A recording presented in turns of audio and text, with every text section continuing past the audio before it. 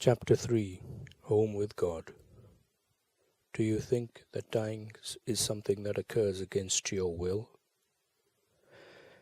Gosh, you're certainly being true to your word here. That is going to be hard for many people to believe. There are some underlying principles of life at which we will take a deeper look in just a bit. That may make it easier to hold some of these remembrances more firmly in your reality. When we explore these basic principles more fully, you will come to know that what you call death is a powerful moment of creation. See now, there's another fascinating thought. Death is a moment of creation. It is one of the most powerful moments you will ever encounter. It is a tool, used as it was intended. Death can create something quite extraordinary. This too will all be explained to you. Death is a tool. Death is not simply a doorway. It is a doorway, but it is a magic doorway, because the energy with which you walk through that doorway determines what's on the other side. Okay, hold it. You're taking my breath away. Can we slow down here just a bit? Can we go over some of this one more time and fill in a few of the blanks? What you just said there leaves me with a lot of questions. We'll look at them. We'll look at all of them. We'll answer every one. Great. So let's start with this idea of using death as a tool. That thought is brand new to me. A tool is something that one uses on purpose. It's something that one wants to use. But I don't want to die. Nobody wants to die. Everybody wants to die. Everybody wants to die? Of course, or nobody would. Do you think that dying is something that occurs against your will? It sure seems that way to plenty of people. Nothing occurs against your will. That is impossible. So here is the third remembrance. You cannot die against your will. If I thought that were true, it would be so comforting. That would be so wonderfully healing to know. But how can I embrace that as my truth if it is my experience that lots of things happen that I do not want to have happen? Nothing happens that you do not want to have happen. Nothing? Nothing.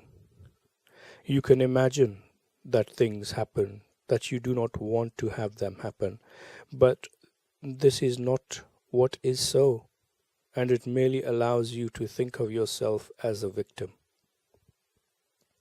Nothing holds you back in your evolution more than this single thought. The idea of victimization is a certain sign of limited perception.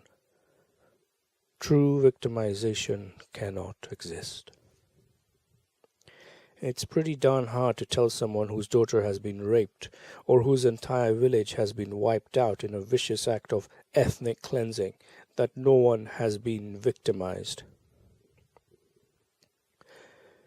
It would be non-beneficial to speak in this way to people while they are in the midst of their suffering. During such moments, simply be with them with deep compassion, true caring and healing love. Do not offer spiritual platitudes or intellectual excursions as a remedy for their pain. Heal the pain first, then heal the thought that created the pain. Of course, it is true that in the ordinary human sense, there are those who have been the victim of terrible occurrences and circumstances in life. Yet, this experience or victimization can be real only within the context of normal and therefore extremely limited human awareness.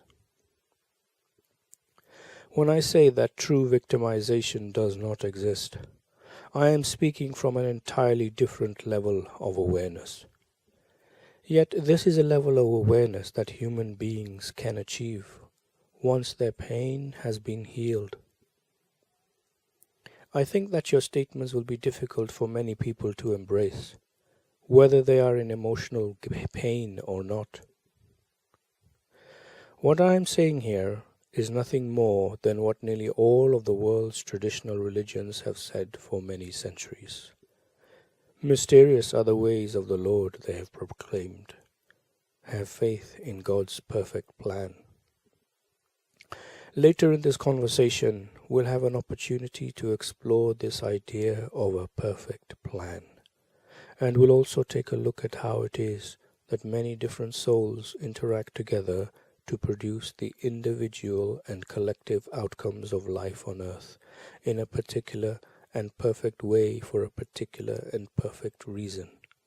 In fact, I am going to ask you to give me an example of that. You are, yes, and you will know exactly what I am talking about when I do. For now, rest quietly in your heart with the knowledge that all things are happening with perfection. I will try to hold that thought and to embrace that in my heart, as you have asked. But you're going pretty fast here. You're moving pretty quickly. We've engaged in this dialogue just a short time and already you're into, may I say it, into the ozone. I mean no disrespect, but just where is this conversation going? To where you have always wanted to go, which is to the truth.